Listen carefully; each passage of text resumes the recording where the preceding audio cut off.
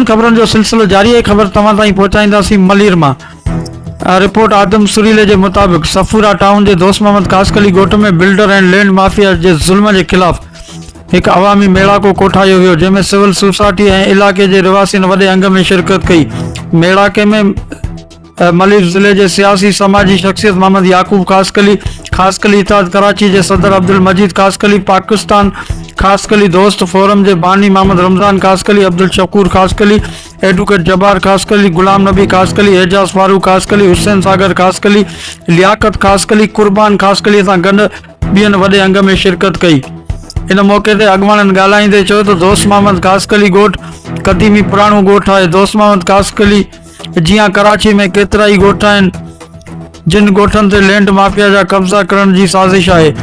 केतिरा ई ॻोठ मुख़्तलिफ़ मसइलनि जा शिकार आहिनि जिन जे हल लाइ गॾियल जदोजहद जी ज़रूरत आहे।